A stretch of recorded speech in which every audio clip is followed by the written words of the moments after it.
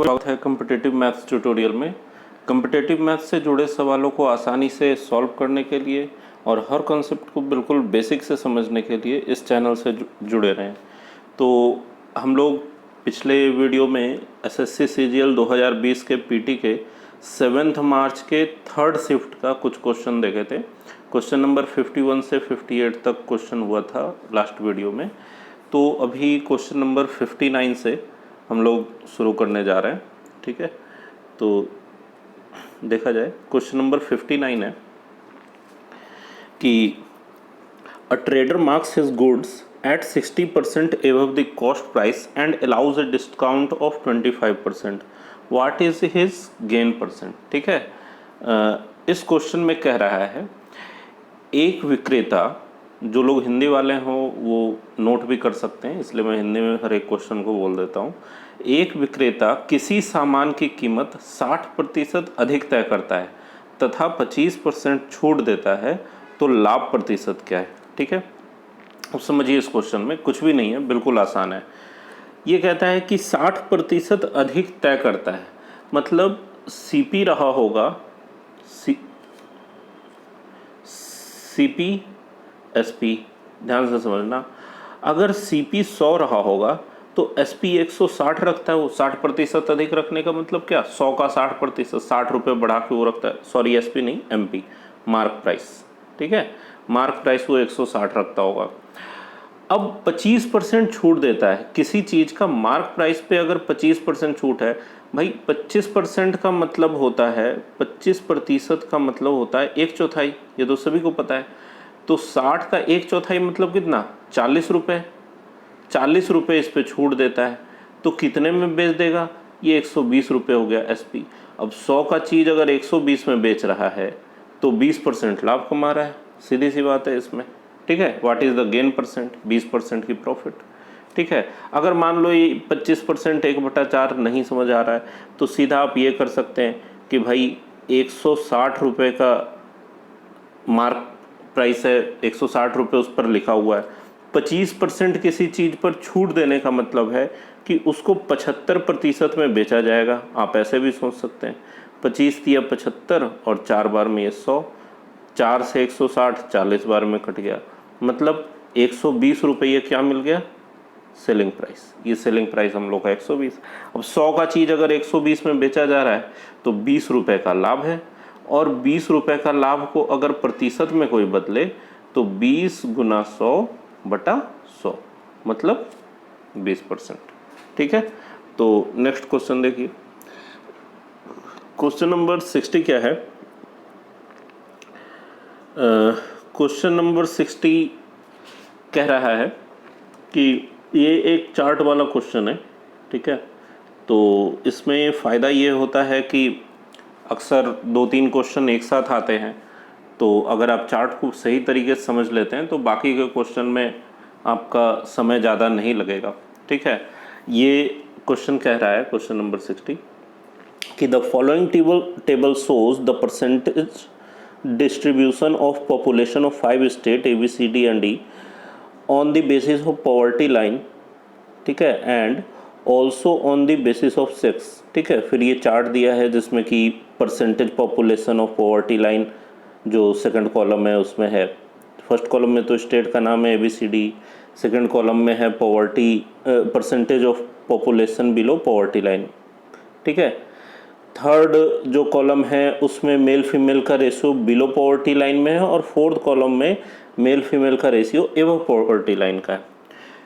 Question पूछा जा रहा है, if the male population above poverty line for state B is 2.5 million, then what is the total population of state?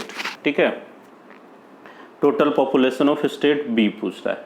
ठीक है, question में पूछा गया है, कह रहा है कि दिया गया टेबल 5 राज्यों ABCD तथा E के आबादी का प्रतिशत वितरण, ठीक है, आबादी का प्रतिशत वितरण गरीबी रेखा तथा लिंग के आधार पर बताता है। ठीक है, गरीबी रेखा तथा लिंग के आधार पर बताता है आबादी का प्रतिशत वितरण।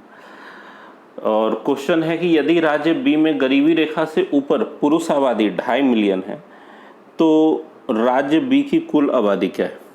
ठीक है, अब देखो इसमें क्या कह रहा है,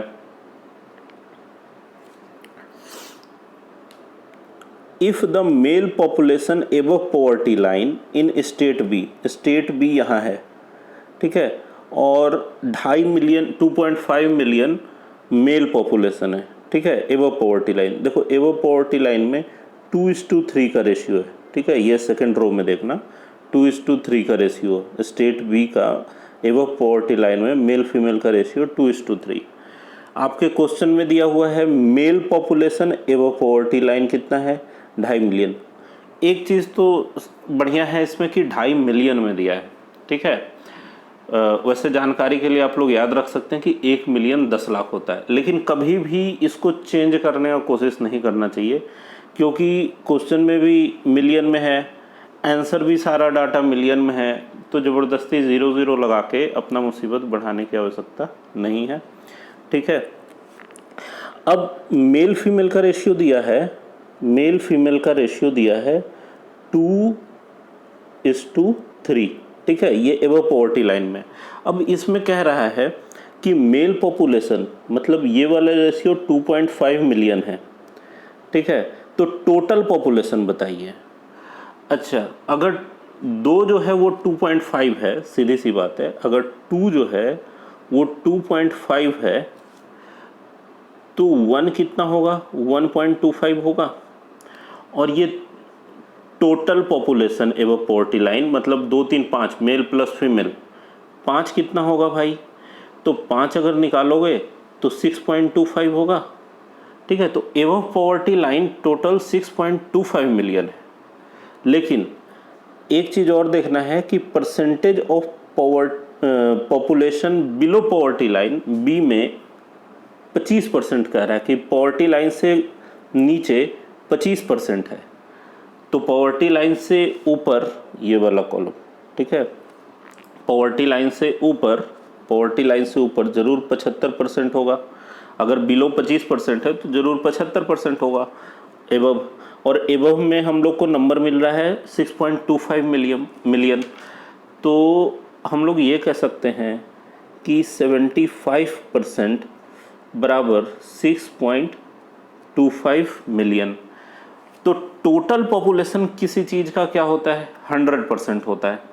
तो अगर 75% इतना है तो 100% कितना होगा भाई, 6.25 इंटू 75 बाई 100, 25 तिया 75, 25 चौका 100, ठीक है।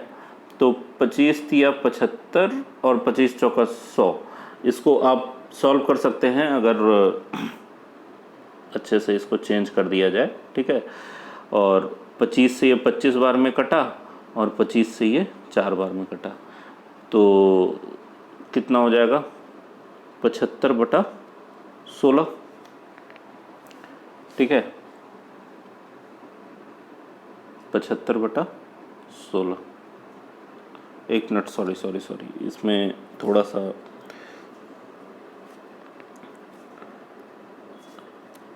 यहाँ पे आप ऐसे समझ सकते हैं। देखिए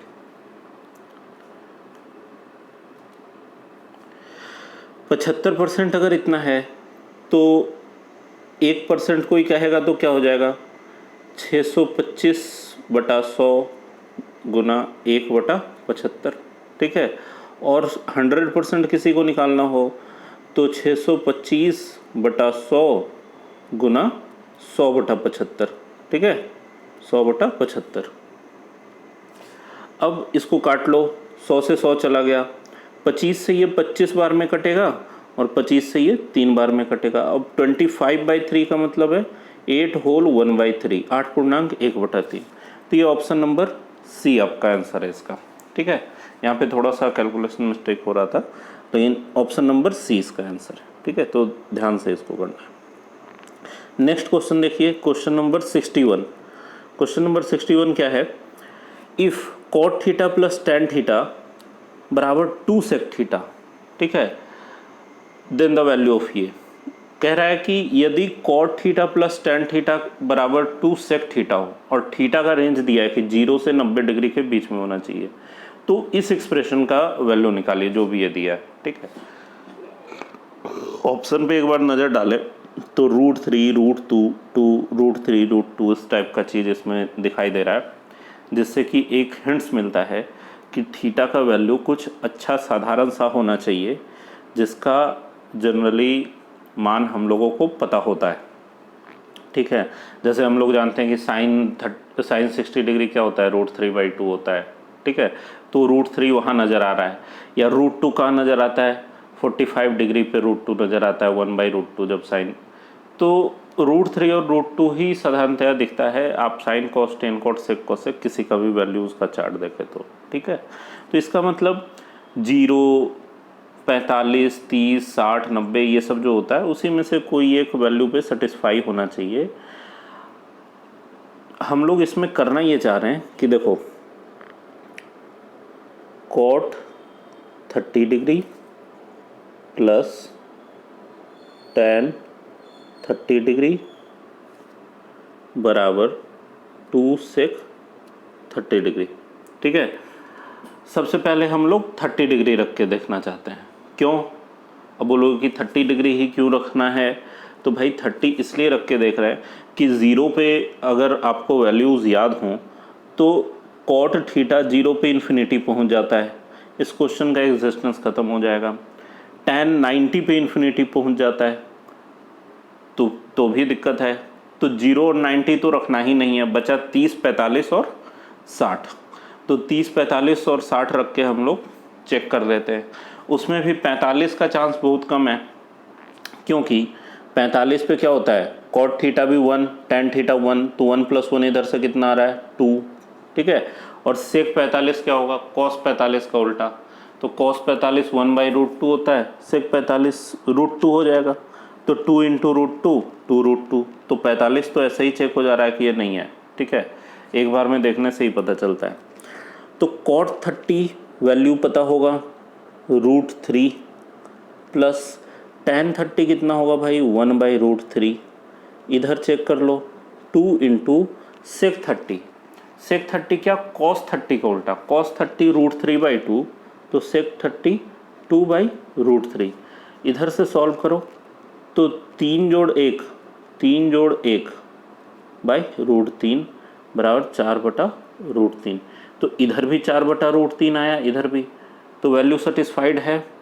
ठीक है, वैल्यू सेटिस्फाई हो रहा है थीटा बराबर 30 डिग्री पर। अब थीटा 30 डिग्री हम लोग को जब पता चल गया तो इस एक्सप्रेशन में जिसका मान निकालना है इसमें रख दिया जाए। तो रखो tan 2 थीटा, मतलब tan कितना 60 degree minus sec 30 degree by cot 2 theta, cot 60 degree plus cosec 30 degree, cosec 30 degree. ठीक है, ये इतना लिखने का भी ज़रूरत नहीं है एग्ज़ाम में, क्योंकि आपको बना के दिखाना नहीं है, ये तो समझने के लिए हम लोग इतना कर लेते हैं। लेकिन सीधे जो हम लोग एग्ज़ाम में लिखेंगे उसमें क्या करेंगे, 30 पता है कि थीटा 30 है, तो tan 60 का मान यहाँ पे लिखेंगे √3। ठीक है, माइनस √3 माइनस सेक 30 क्या होता है, cos 30 का उल्टा, और cos 30 क्या होता है √3/2, तो उसका उल्टा क्या होगा 2/√3। ठीक है, cot 2 थीटा मतलब cot 60 डिग्री, cot 60 कितना होगा भाई, cot 60 होता है 1/√3 प्लस cosec 30 क्या होगा sin 30 का उल्टा, तो sin 30 हम लोग जानते हैं 1/2, तो cosec 30 क्या 2। अब इसका वैल्यू क्या होगा, सॉल्व करो 3 - 2 1/√3 बाई 1 + 2√3 बाई 1/√3 और 1/√3 1 + 2√3 ठीक है, तो ये नीचे का √3 इधर का √3 खत्म हो गया, 1/2 + √3। इसको अगर कोई रेशनलाइज करे तो 1 - 2√3 बाई 1 - 2√3 से गुना करना होगा। ठीक है, ऊपर तो 1 माइनस 2√3 नज़र आएगा, ऊपर क्या नज़र आएगा 1 माइनस 2√3, 1 माइनस 2√3 ऊपर नज़र आ रहा है 1 माइनस 2√3, ठीक है। और बटा में 1 प्लस 2√3, 1 माइनस 2√3 क्या हो जाएगा 1 माइनस, मतलब a plus b into a minus b, a square minus b square, तो 2√3 का स्क्वायर क्या हो जाएगा 3 चौका 12, तो 1 माइनस 12 मतलब -11। अब देखो नीचे -11 है तो नीचे 11 तो दिखेगा, ये ऑप्शन नंबर सी और डी, और नीचे जो माइनस है उसको ऊपर दे देंगे तो 2√3 प्लस हो जाएगा, 2√3 प्लस हो जाएगा, और ये 1 जो है ये माइनस हो जाएगा, तो 2√3 minus 1 by 11 option number C में है, तो यही हो गया आंसर ऑप्शन नंबर सी, ठीक है। किसी को कोई दिक्कत नहीं होना चाहिए। कुछ लोग सोच रहे होंगे कि इसको सॉल्व हम लोगों ने क्यों नहीं किया। सॉल्व आप कर सकते हैं, ठीक है। कॉट थीटा को कॉस बटा साइन, टेन थीटा को साइन बटा कॉस, और फिर सेक थीटा को 1/cos करके फिर कॉस स्क्वायर को साइन में चेंज करें और एक वेरिएबल में बना के, मतलब साइन थीटा का इक्वेशन बना के क्वाड्रेटिक, फिर सॉल्व करके थीटा का वैल्यू निकालेंगे, लेकिन वो अकेले में ही बहुत टाइम टेकिंग हो जाएगा, तो इसलिए उस प्रोसेस पे नहीं जाना है, ठीक है। हम लोग देख रहे हैं कि आगे यहाँ वैल्यू रख के और वैल्यू निकालना ही काफ़ी ज़्यादा लंबा, 1 आध मिनट का समय इसी में चला जाएगा, तो अगर हम लोग ये भी करने लगेंगे तब तो फिर बहुत मुश्किल है, ठीक है। इसलिए हम लोग इसका थीटा का वैल्यू डायरेक्ट निकाल रहे हैं, ठीक है। नेक्स्ट क्वेश्चन देखिए, क्वेश्चन नंबर 62 क्या कह रहा है, the total number of students in A class is 65, if the total number of girls in the class is 35, then the ratio of total number of boys to the total number of girls is, boy और girl का ratio बताना है, ठीक है। Question कह रहा है कि एक कक्षा में कुल 65 छात्र हैं, एक कक्षा में कुल 65 छात्र हैं, यदि लड़कियों की संख्या 35 है, लड़कियों की संख्या 35 है, तो लड़कों की संख्या का लड़कियों की संख्या से क्या अनुपात है, ठीक है। अब भाई 65 में 35 लड़की है तो लड़का कितना होगा, 65 घटाओ 35 मतलब 30, और लड़की कितनी है 35, और ratio of total number of boy to the girl बोल रहा है ना, मतलब बॉय को पहले रखना है 30 ऊपर और पीछे 35 नीचे, ठीक है, बॉय ऊपर गर्ल, ठीक है। तो 5 से काट लो, 5 छक्का 30 और 5 सत्ते 35, तो ऑप्शन नंबर ए, ठीक है। ये हो गया, बहुत आसान सवाल था ये। नेक्स्ट देखिए, सेम क्वेश्चन आ गया चार्ट वाला, ठीक है। इसमें केवल हम लोग को क्वेश्चन पढ़ने की ज़रूरत है, ऊपर अब दिमाग नहीं लगाएंगे। If the population of males below the poverty line for state C is 3 million, then what is the total population of state C, ठीक है। अब इसमें बिलो पॉवर्टी लाइन वाला देखना है, मतलब ये वाला चार्ट, ठीक है। इसमें स्टेट सी में देखना है मेल का पॉपुलेशन, स्टेट सी में मेल, देखो स्टेट सी में मेल फीमेल का रेशियो दिया हुआ है, मेल फीमेल का रेशियो दिया कितना 3:2, ठीक है। अब इसमें कह रहा है कि स्टेट सी में मेल कितना है भाई 3 मिलियन है, तो 3 मिलियन है, जो 3 रेशियो है वो 3 मिलियन है, तो टोटल ये कितना हो गया 5 मतलब क्या होगा 5 मिलियन।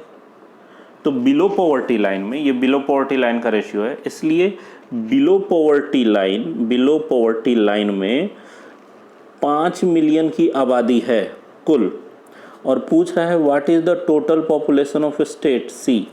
स्टेट सी में देखो 19 दिया है बिलो पॉवर्टी लाइन का परसेंटेज, मतलब कि ये कहना चाह रहा है कि जो 19% जनता है वो 5 मिलियन है, 19% जो आबादी है बिलो पॉवर्टी लाइन की, ठीक है, वो 5 मिलियन है। तो 100% क्या होगा भाई, कुल आबादी मतलब क्या होता है 100%, तो भाई 5/19 इंटू 100 मतलब 500/19। अब इसी का वैल्यू निकालना है, 500/19 इसी का वैल्यू निकालना है, तो इसको हम लोग सीधे भाग लगाते हैं, 19 दूना 38, कितना बचा 12, 120, 19×5 = 95, 19×6 = 114, ठीक है। 114 120 में से जाएगा तो 6 आएगा, ठीक है। देखो 26 से बन रहा है, 26 से केवल एक ऑप्शन है, ऑप्शन नंबर सी, यही आंसर हो गया। अब आगे भी अगर किसी को लगाने का मन हो, 6 बच रहा था उधर तो 60 हो गया, 19 × 3 = 57, फिर 3 बच रहा था तो 19 × 1 = 19, फिर 11 बचेगा तो 19×6 = 114, ठीक है। तो ये पूरा है, लेकिन पूरा निकालने का ज़रूरत क्या है, एक तरफ हम लोग भाग भी लगाते हैं, एक तरफ ऑप्शन पे भी नज़र रखते हैं कि जल्दी से जल्दी आंसर पकड़ में आए, ठीक है। क्योंकि अगर इतना करने में आपका 2 सेकंड और लगता है तो फिर 2 सेकंड का नुकसान ही है, ठीक है। वो कहीं किसी और क्वेश्चन में यूज़ हो जाएगा जो थोड़ा कैलकुलेटिव है, ठीक है। नेक्स्ट क्वेश्चन पे जाइए, question number 64। The following table shows the items of expenditure of A company from 2015 से 2019। ये नया चार्ट का क्वेश्चन है, ठीक है। एक और चार्ट दिया हुआ है और पूछ रहा है what is the average amount of interest per year which the company had to pay during the period, ठीक है। क्वेश्चन बहुत साधारण सा है, इसमें पूछ रहा है आपसे कि कह रहा है क्वेश्चन में कि निम्नलिखित सारणी में किसी कंपनी द्वारा वर्ष 2015 से 2019 तक, ठीक है, विभिन्न मदों में किया गया खर्च लाख प्रति वर्ष के हिसाब से दर्शाया गया है, ठीक है। अब कंपनी द्वारा प्रति वर्ष, नीचे क्वेश्चन में पूछा जा रहा है कि कंपनी द्वारा प्रति वर्ष औसतन कितना टैक्स दिया जाता है, ठीक है। नहीं, इंटरेस्ट है ना, तो टैक्स नहीं, ब्याज दिया जाता है कि प्रति वर्ष कितना ब्याज दिया जाता है। तो देखो इंटरेस्ट वाला कॉलम कौन सा है, ये कॉलम है इंटरेस्ट का, ठीक है, इंटरेस्ट ऑन लोन। अब एवरेज इंटरेस्ट निकालना है भाई, तो इन सब को जोड़ के, और पाँच रोज़ हैं, 2015 से 2019 तक कुल 5 साल है, 5 से डिवाइड कर दो। अब देखो इन सब को अगर ये करना है तो पॉइंट के पीछे 5 तो आएगा ही आएगा अगर हम लोग जोड़ें तो ये चीज़ इंडिकेट करता है कि ऑप्शन नंबर बी और सी नहीं होगा, क्योंकि जब आप इसको 5 से भाग करेंगे तो पॉइंट के बाद कुछ ना कुछ बचने वाला है, तो ए और डी में से ही कोई होगा, ठीक है, ये तो तय। अब देखो जोड़ो, 5 5 10 और 3 13, बाकी 1 4 3 7 7 14 15 16 1 17, ठीक है, तो 173। तो ऑप्शन नंबर डी यहाँ पे तय हो गया। क्यों? क्योंकि भाई 30 तो इसलिए नहीं होगा, 30 × 5 = 150 होता है, ये आ रहा है 173, तो ऑप्शन नंबर डी ही होना चाहिए, यही आंसर है, ठीक है। आप भाग देख सकते हैं, 5 × 3 = 15, 16 17 23, 5 × 4 = 20, 3 23, 5 7 35, ठीक है। ये भाग लगाने का समय बच जाएगा अगर थोड़ा सा ऑब्जर्वेशन सही रखेंगे तो, ठीक है। ज़रूरी नहीं है कि हर जगह गुना और भाग किया ही जाए, जहाँ जरूरी ना हो और ऑब्जर्वेशन से काम चलता है वहाँ चलाना चाहिए, ठीक है। नेक्स्ट क्वेश्चन देखिए, ये क्वेश्चन नंबर 65 है। इसमें कह रहा है in the given figure a circle inscribed in triangle P Q R touches its sides P Q Q R and R P at point S T and U respectively if P Q बराबर 15 centimetre, Q R 10 centimetre and R P बराबर 12 centimetre, then find the length of P S Q T and R U, P S Q T and R U, ठीक है। एक बार हिंदी में पढ़ देता हूँ इसे, कि दिए गए चित्र में एक वृत्त त्रिभुज पी क्यू आर के अंदर खींचा गया है, ठीक है। ये त्रिभुज पी क्यू आर है, ठीक है, यहाँ पे आपको दिख रहा है पी क्यू एंड आर, ठीक है, खींचा गया है। पी क्यू क्यू आर और आर पी को क्रमशः, जो कि पी क्यू क्यू आर तथा आर पी को क्रमशः बिंदु एस टी यू पर स्पर्श करता है, ये सट रहा है, ठीक है, एस टी और यू पर। यदि पी क्यू कितना दिया है भाई, पी क्यू दिया है 15, ये 15 सेंटीमीटर है, क्यू आर कितना है 10 सेंटीमीटर है, आर पी कितना है 12 सेंटीमीटर है, ठीक है। Then find P S Q T. P S देखो इस क्वेश्चन में इस पी एस को हम लोग मान सकते हैं, मान लो x, तो ये पी यू भी x होगा, क्यू एस कितना होगा, इसको मानो y, तो ये भी y होगा। ये अगर आर टी को z मानोगे तो आर यू भी z होगा, ठीक है। क्यों? हम लोग जानते हैं कि किसी सर्किल पर एक्सटर्नल पॉइंट से खींचे गए दोनों टेंजेंट्स का लेंथ बराबर होता है। ये x है तो ये भी x होगा। तो उसी तरीके से x x y y और z z मान लिया। तो यहाँ पे हम लोग क्या कह सकते हैं, यहाँ पे हम लोग कह सकते हैं कि यहाँ पे हम लोग ये कह सकते हैं कि x प्लस वाई कितना है 15, y प्लस जेड है 10, x प्लस जेड है 12। तो अगर सभी को जोड़ा जाए, सभी को, तो x plus x 2x plus 2y plus 2z बराबर टोटल पेरीमीटर ऑफ ट्रायंगल हो जाएगा 15 10 25 और 12 37 पेरीमीटर ऑफ ट्रायंगल हो जाएगा x plus y plus 2z 2x plus 2y plus 2z, है ना। क्योंकि हम लोग हर एक कंपोनेंट को ले रहे हैं इस ट्रायंगल को बनाने में, जो जो लगा है 2 तो x लगे हैं, 2 y है, 2 z है। 2 कॉमन अगर लेंगे तो x plus y plus z बराबर 37। ये 2 उधर जाके इसको डिवाइड कर सकता है, कितना आएगा 18 दूना 36 होता है 18.5। अब देखो यहाँ पे P S Q T R you का वैल्यू निकालना है, ठीक है। P S Q T R U, P S क्या है x, तो अगर कोई x निकालना चाहे, x का मान निकालना चाहे तो y प्लस जेड उसको उधर ले जाके घटाना होगा। तो x बराबर क्या होगा भाई, x क्या है पी एस, x बराबर क्या होगा 18.5 minus y plus z, y plus z क्या है आर क्यू, तो आर क्यू का मान दिया हुआ है 10, मतलब पी एस कितना हो गया 8.5। तो 8.5 ए और बी ऑप्शन में है, तो ए और बी में से ही कोई होगा आंसर।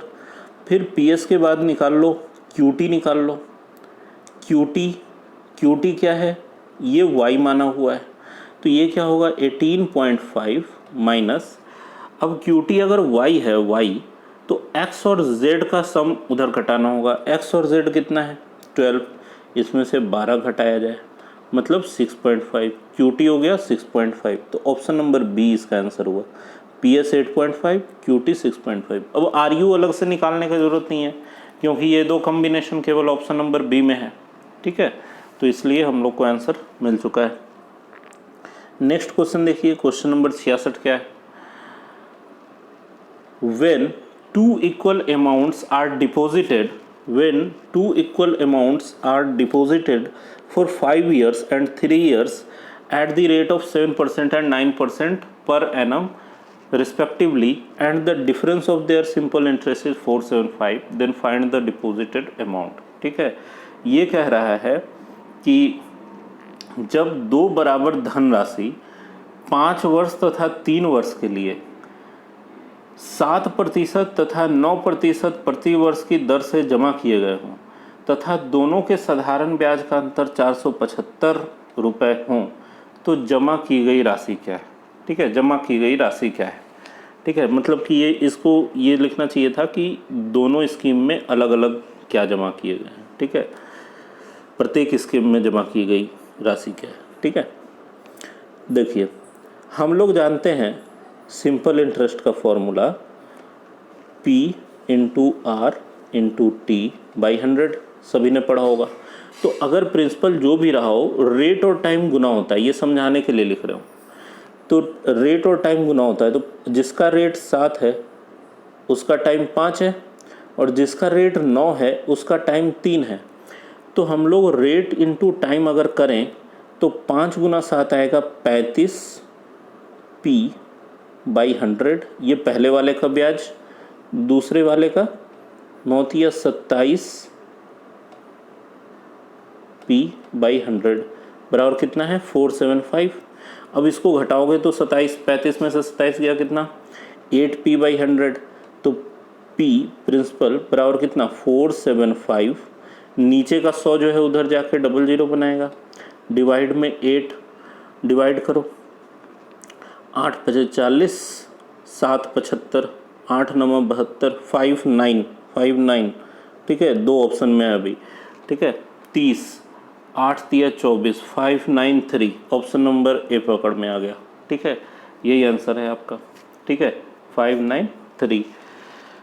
और आगे कोई करना चाहे तो 6 बच रहा है, 60, 8 सते 56, फिर 40, 8 बजे 40। ठीक है, तो ये आंसर है, इसमें कुछ ज़्यादा करने का नहीं है, सिंपल सा था। ठीक है, तो मिलते हैं नेक्स्ट वीडियो में, उसमें बचे हुए क्वेश्चन हम लोग करेंगे। ठीक है, तो तब तक के लिए जय हिंद, जय भारत।